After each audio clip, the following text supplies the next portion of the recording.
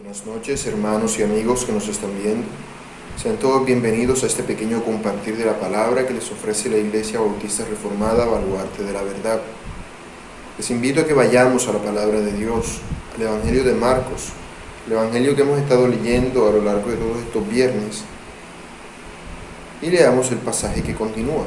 En esta ocasión es Marcos capítulo 2, versículos del 25 al 26, pero vamos a leer el pasaje completo para tener una idea más clara de todo lo que hemos estado leyendo. Marcos 2 del 23 al 28, ese es el pasaje completo. Dice así la palabra del Señor. Aconteció que al pasar él por los sembrados un día de reposo, sus discípulos andando comenzaron a arrancar espigas. Entonces los fariseos le dijeron: mira, ¿por qué hacen en el día de reposo lo que no es lícito? Pero él les dijo: ¿nunca leísteis lo que hizo David cuando tuvo necesidad y sintió hambre, él y los que con él estaban? ¿Cómo entró en la casa de Dios, siendo Abiatar sumo sacerdote, y comió los panes de la proposición, de los cuales no es lícito comer sino a los sacerdotes, y aún dio a los que con él estaban? También les dijo: el día de reposo fue hecho por causa del hombre, y no el hombre por causa del día de reposo. Por tanto, el Hijo del Hombre es Señor aún del día de reposo. Oremos. Bendito Dios y Rey eterno, gracias te damos por todas tus misericordias para con nosotros. Perdona por favor todos nuestros pecados y enséñanos a obedecerte y serte fiel, que nuestra vida sea un fiel reflejo de tu gloria y que todo lo que hagamos lo hagamos para ti. Padre bueno y eterno, en ti confiamos, a ti te necesitamos. Te pedimos que tu gracia sea sobre nosotros y que seas tú ayudándonos y fortaleciéndonos para que te obedezcamos y para que te seamos fiel a ti en todas las cosas. Padre, que nuestra vida entera sea para alabanza de tu santa gloria, que todo lo que somos, que todo lo que decimos y que todo lo que hacemos sea para exaltarte y bendecirte a ti, por cuanto tú eres Dios justo, fiel y verdadero. Te necesitamos, ayúdanos por favor en nuestra debilidad y en nuestra humanidad, para que todo lo que hagamos sea para tu santa, bendita y preciosa gloria. Gracias, Señor, porque tú siempre nos escuchas, tú siempre nos guardas, tú siempre nos proteges. Gracias, Señor, porque tú eres para nosotros como un escudo que nos rodeas con tu favor y nos ayudas en medio de nuestras luchas y nuestras pruebas para alabarte y para exaltarte a ti. Gracias, Señor, te damos por todas y cada una de tus misericordias para con nosotros. A ti nos encomendamos en esta noche para que tú nos dirijas en el nombre de Cristo nuestro Señor. Amén. Muy bien, hermanos y amigos, como ya hemos dicho antes, Marcos en su Evangelio nos narra la historia del Señor Jesús, queriéndonos mostrar al Señor Jesús, pero no queriéndonos mostrar como lo hacen los otros evangelios, centrándose en facultades de Él o en su naturaleza, sino en su posición, sino en su facultad como siervo. En su facultad como siervo, es decir, nos busca mostrar a Jesús como un rey, pero un rey que ha venido a servir. Así es como se nos muestra al Señor Jesús en este evangelio. Recordemos que Marcos, a lo largo de todo su evangelio, nos ha mostrado que Jesús es el Hijo de Dios. De hecho, así empieza este evangelio. Y nos ha dicho también que es ese siervo de Dios, que es el Rey prometido, y que además Él posee una autoridad que ha sido delegada por el Padre y testificada también por el Espíritu Santo, el cual es la fuente del poder, de sus milagros y de todas las demás cosas que vemos hacer, porque en su humanidad Él se encarnó y renunció a todas estas facultades divinas, mientras Él estuvo encarnado humanamente. Entonces vemos cómo esa autoridad es reconocida aún por las personas y aún por los espíritus inmundos que temen a Él y le rechazan, porque saben que Él es el Rey prometido, que saben que Él es el Cristo.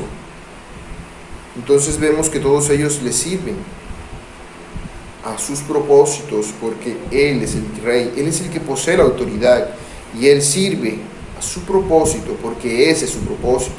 Él no vino a sanar a todas las personas, ni a acabar con las enfermedades ni con la pobreza. De haber querido hacer eso, ni las enfermedades ni las pobrezas existirían. Esto solamente son consecuencias de un mal mucho mayor, que es el que Él vino a acabar, que es el pecado. El pecado es el enemigo a vencer. El pecado es el mal que Él vino a acabar. Así vemos cómo Él vino a servir a todos los demás, a dar su vida en rescate por muchos. Y todos los milagros que Él hacía, todas las personas a las que sanó e incluso los muertos a los que resucitó, todo eso simplemente eran evidencias de quién era Él, de que Él era ese rey prometido, ese rey que había sido prometido desde antaño, el rey Jesús. Sus milagros eran un testimonio claro y vivo de quién era Él, para que sus discípulos supieran quién era Él y pudieran creer a sus palabras. Pero recordemos que la prioridad de su ministerio siempre fue una: no fue sanar a las personas, no fue hacer milagros. La prioridad de su ministerio fue traer la salvación y predicar el evangelio del arrepentimiento, porque claramente si se acercaba el día en el cual Él iba a venir a juzgar al mundo entero, si Él viniera así la primera vez, ¿qué pasaría? Que todo el mundo sería encontrado culpable y sería arrojado al infierno. Pero vemos que Él lo que hace la primera vez que viene, que es predicar el evangelio, les dice: prepárense, el rey se acerca, deben preparar sus corazones para poder recibirlo, y para ello necesitan un corazón arrepentido y necesitan poner toda su confianza en Él como su Señor y su Salvador. Y vemos cómo este mensaje cala en el corazón de aquellas personas que se saben pecadoras, pero que es un mensaje que fastidia y molesta en gran manera a aquellos que se creen buenos. ¿Y quiénes son los que se creen buenos? Los que dicen: yo he hecho lo correcto, yo no he hecho nada malo, yo hago todo lo que se me ha enseñado, yo soy una buena persona. Y los que encabezan esta lista son los religiosos. Los religiosos, aquellos que se creen que por su religión podrán ser salvados. Estas personas aborrecen al rey.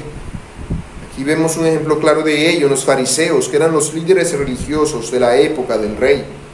Los fariseos eran los líderes religiosos de la época del rey, pero no seguían lo que decían las escrituras, sino que seguían a las escrituras y a las tradiciones que ellos mismos se habían inventado, a las tradiciones que habían aprendido de sus maestros, y estos a su vez de los suyos, las tradiciones que habían venido pasando de padres a hijos, pero que no seguían lo que la palabra de Dios claramente les decía. Y ellos tenían acceso a la palabra de Dios como líderes religiosos que eran, pero aún así no se sujetaban a ella, sino a sus tradiciones y sus costumbres. Ellos en cierta ocasión siguieron al rey mientras él andaba por el camino, porque eso es lo que parece entrever el hecho de que mientras el rey y sus discípulos están en el campo, los fariseos estén allí. Vemos que los fariseos habían estado siguiendo al rey, y vemos que los discípulos sintieron hambre y tomaron espigas para comer, recogieron espigas.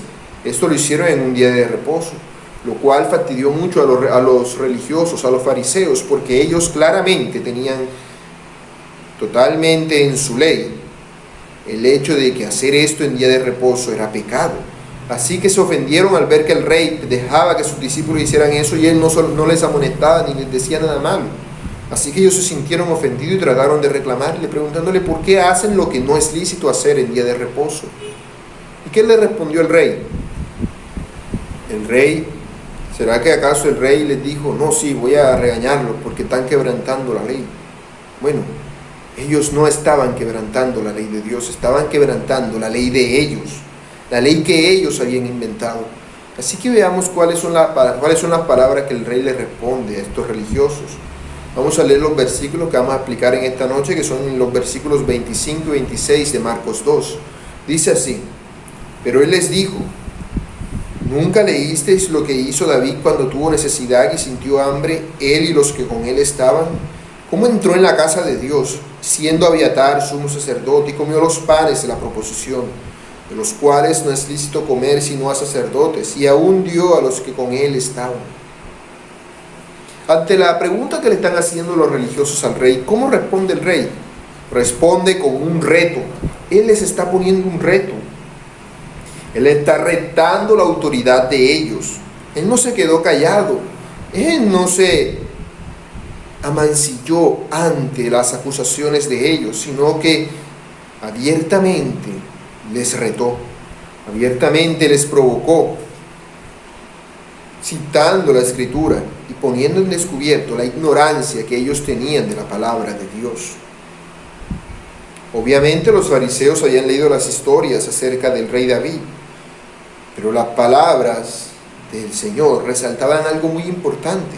Ellos se conocían la historia, pero no conocían el significado de la misma. No conocían el significado de la misma. Por tanto, Jesús respondió a su pregunta con una contrapregunta. Es decir, respondió a su pregunta con otra pregunta. Por eso les dice, ¿nunca leísteis? Es decir, Él le hace una pregunta que lo que hace es poner en manifiesto su ignorancia de las Escrituras. En realidad Jesús les estaba preguntando, si ustedes son tan exigentes estudiantes de la Biblia, ¿por qué no saben lo que la Biblia dice? ¿Por qué no saben lo que la Biblia enseña? El relato al que el Señor se está refiriendo es el que se encuentra en 1 Samuel 21, del 1 al 6. Allí se nos dice cómo David, huyendo con las manos vacías de Gilbea, para escapar del rey Saúl, llegó al tabernáculo que estaba localizado en Nob, como a 1,5 kilómetros al norte de Jerusalén. Hambriento y sin adecuadas provisiones, David le pidió comida al sumo sacerdote Ahimelech. Le pidió comida al sacerdote Ahimelech, Vamos a leer el pasaje. 1 Samuel 21, del 4 al 6. Dice, el sacerdote respondió a David y dijo, no tengo pan común a la mano, solamente tengo pan sagrado, pero lo daré si los criados se han guardado a lo menos de mujeres. Y David respondió al sacerdote y le dijo, en verdad las mujeres han estado lejos de nosotros ayer y anteayer, cuando yo salí. Ya los vasos de los jóvenes eran santos, aunque el viaje es profano. ¿Cuánto más no serán santos hoy sus vasos? Así el sacerdote le dio el pan sagrado, porque allí no había otro pan, sino los panes de la proposición, los cuales habían sido quitados de la presencia de Jehová para poner panes calientes el día que aquellos fueron quitados. Veamos cuál es el contexto de este pasaje. El único pan que había en el tabernáculo, ¿cuál era? Bueno, según Éxodo 25:30, era el pan de la proposición. Lo que sucedía es que cada día de reposo se horneaban panes, se horneaban 12 barras de panes. Estos panes eran sagrados porque se colocaban en un lugar santo, en una mesa que se encontraba en un lugar santo. Una vez que pasaban 8 días allí, esos panes eran quitados y nuevos panes eran puestos en su lugar, nuevos panes frescos. Y a los sacerdotes se les permitía comer los panes que eran quitados, pero solamente a ellos, a nadie más les era permitido hacer esto, como dice Levítico 24:9. Al ver la necesidad que ellos tenían, el sacerdote Ahimelech, ¿qué hizo? Mostró compasión a David y a sus hombres, haciéndoles una excepción única, y les dio el pan sagrado, que solamente le era lícito comer a él y a los otros sacerdotes. La única condición que les puso fue si los criados han guardado a lo menos de mujeres, de modo que estuvieran ceremonialmente puros. Es significativo que Dios no castigó a Ahimelech ni a David por sus acciones. Dios no castigó ni al sacerdote ni a David por lo que habían hecho. Él permitió que la ley ceremonial fuera violada. ¿Por qué? Por el bien de una necesidad mayor, es decir, una necesidad humana urgente.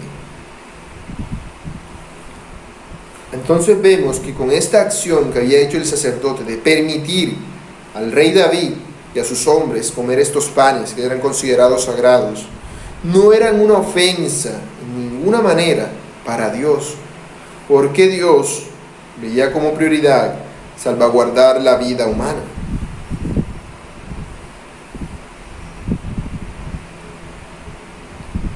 Con relación a esta ley ceremonial,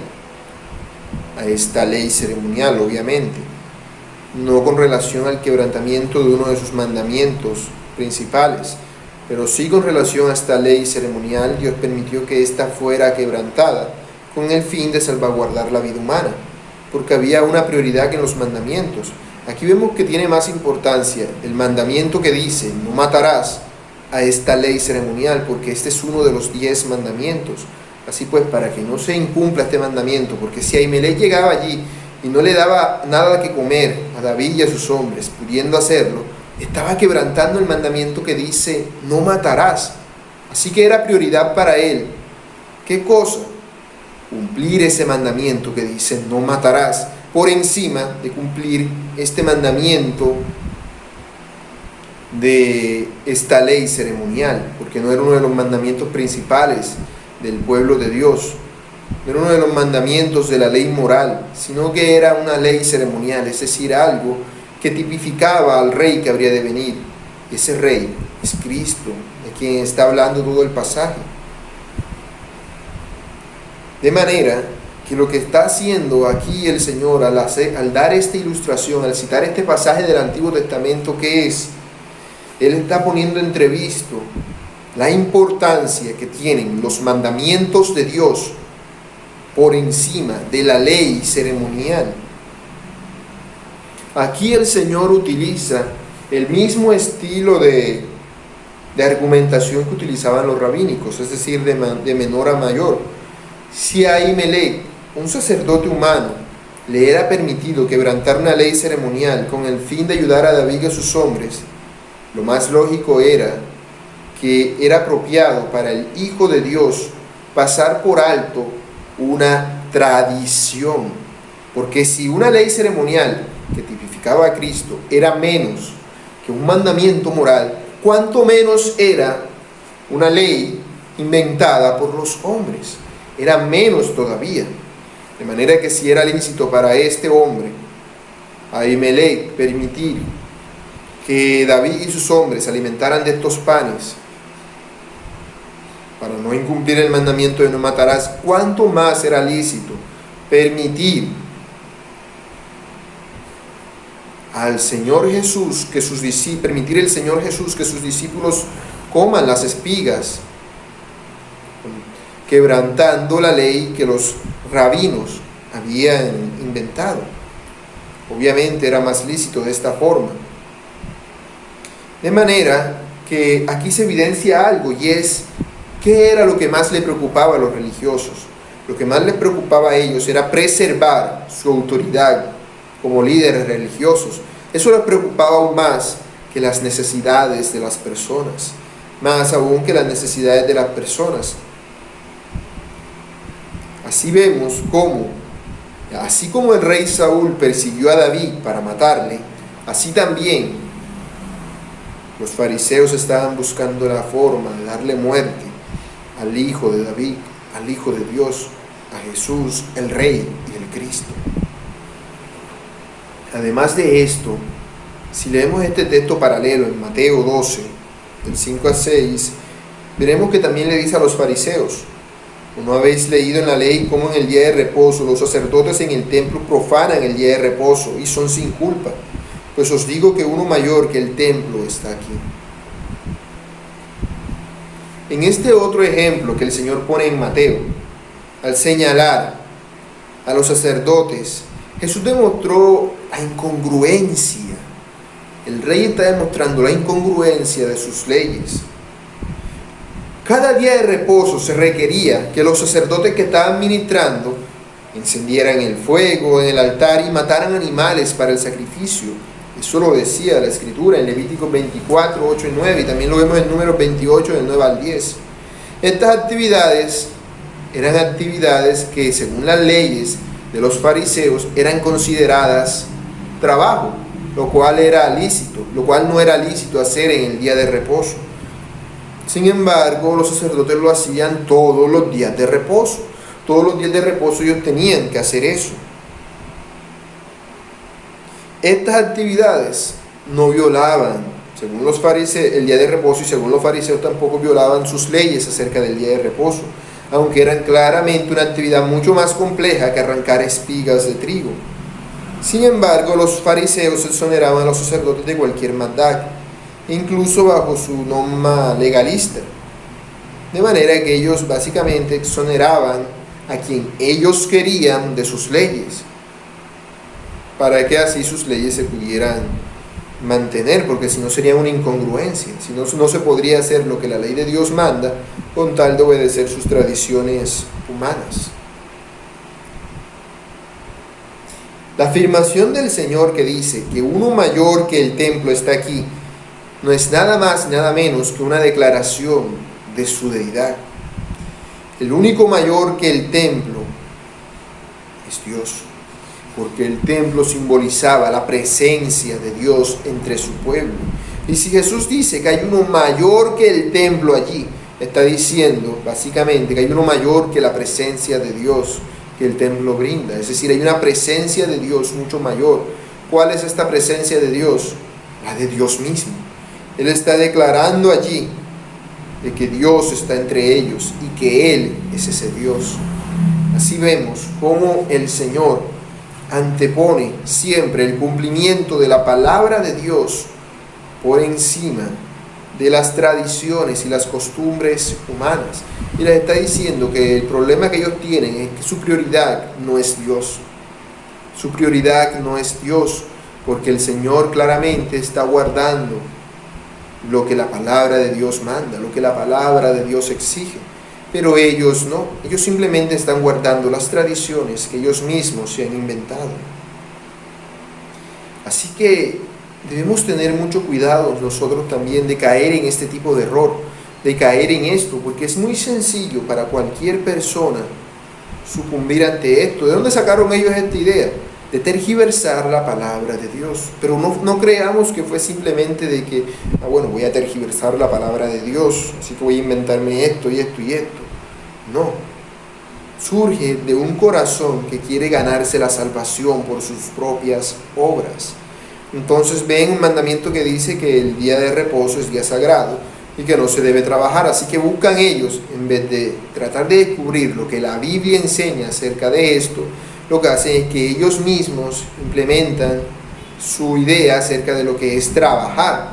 Así que inventan una serie de normas y reglas que especifican qué se considera trabajo y qué no se considera trabajo. Ellos explican todo esto. Ellos explican todo esto acerca de lo que se considera trabajo y lo que no se considera trabajo. Pero eso no lo explica la palabra de Dios, ni se fundamentan en la palabra de Dios, se fundamentan en lo que ellos piensan, en lo que ellos creen. Luego ellos enseñan esto a sus discípulos y sus discípulos a los otros. Y luego ya estos siguen ciegamente lo que sus maestros les dicen, sin escudriñar en la palabra de Dios de dónde sacan esa información sus maestros, sino que simplemente creen esto ciegamente, sin preguntarse por qué. ¿Es esto correcto delante de Dios? ¿O simplemente es algo inventado por los hombres? Ciertamente lo que los fariseos enseñaban era algo inventado por los hombres. Era algo que ellos habían hecho desde pequeños y se sentían ofendidos cuando veían que alguien más no lo hacía. Tengamos mucho cuidado nosotros ante esto, porque es muy fácil para nosotros leer una parte de las Escrituras que no nos parece y acomodarla a nuestra conveniencia, restándole valor en algún punto y agregándole valor en otro. Es muy fácil hacer esto. Debemos tener cuidado de no ser engañados por nuestro corazón, porque nuestro corazón es perverso, como dice la palabra, porque venimos de una raza humana caída en pecado, una raza que se encuentra en un estado de depravación total, un estado en el cual se encuentra separada total y completamente de Dios. Aquí se encuentra esta raza humana caída, así se encuentra, y así, aunque hayamos nacido de nuevo, parte de ese pecado aún está en nosotros. Y debemos tener mucho cuidado al leer las Escrituras.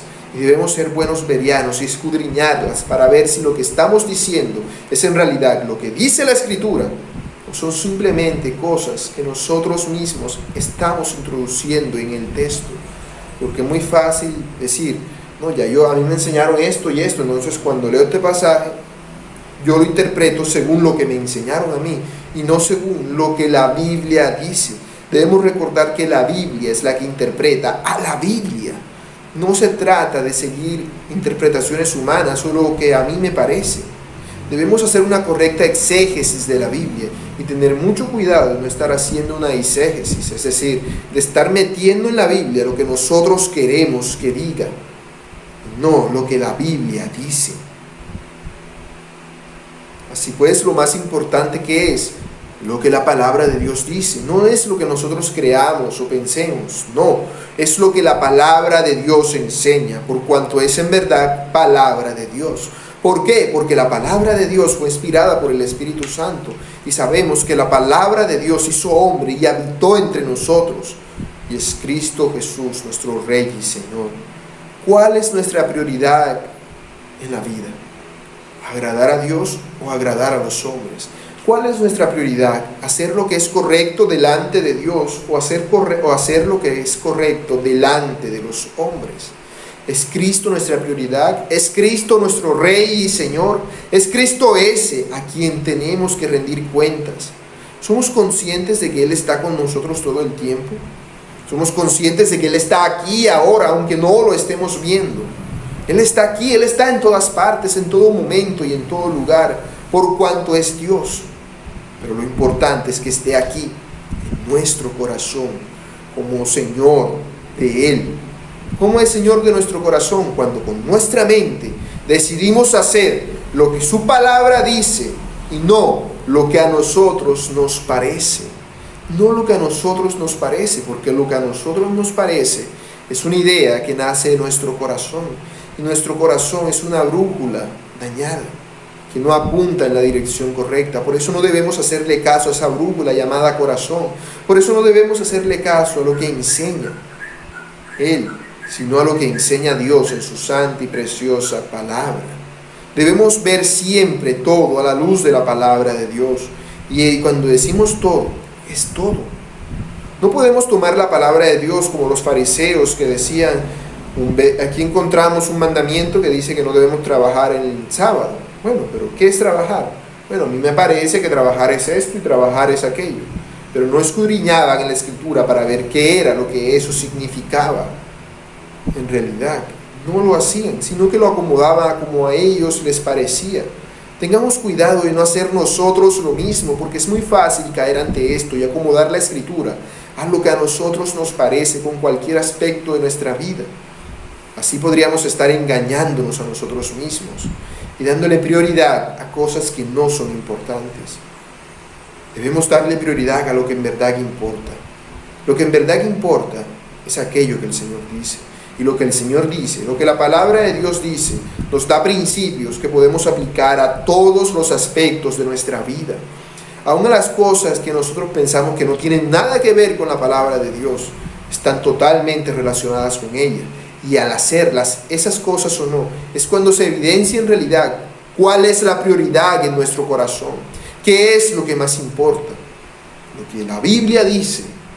¿O lo que otros nos enseñan? ¿O lo que nosotros creemos o pensamos que es lo correcto? Pero si Cristo es el Señor de tu vida y si Cristo es el que gobierna tu vida, tú no vas a decir, yo pienso, yo creo, a mí me parece. No, lo que tú vas a decir es, la Biblia dice, o escrito está. Y como está escrito, debo obedecer y debo sujetarme a eso que la Biblia dice, aun si a mí no me parece y aun si a mí no me gusta, por cuanto es la palabra de Dios y es lo correcto. Y si yo considero a Cristo como mi Señor y como mi Rey, debo sujetarme a Él y ser su siervo y hacer lo que Él me ordena hacer. Oremos. Bendito Dios y Padre eterno, gracias por tu infinita misericordia que tú nos das.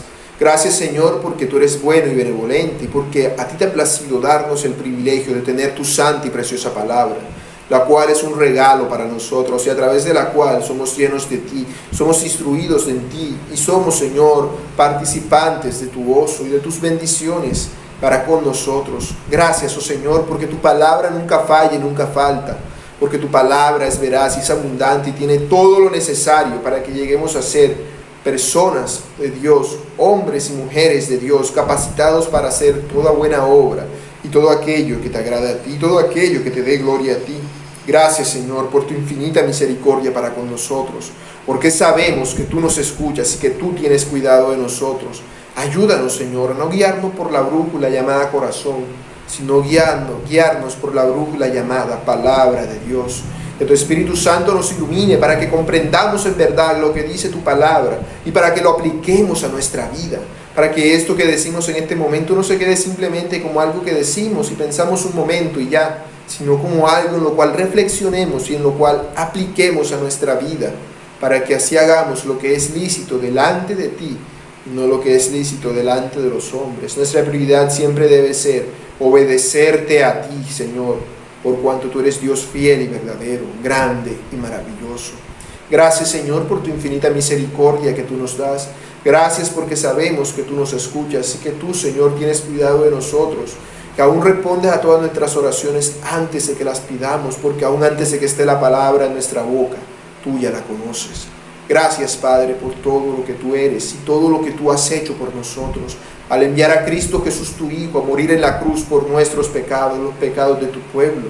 Y si hay alguien que no te conoce, que nos ha visto en esta noche, tómale, Señor, que tu palabra sea sobre su mente y sobre su corazón, y le enseñes a obedecerte y serte fiel a ti.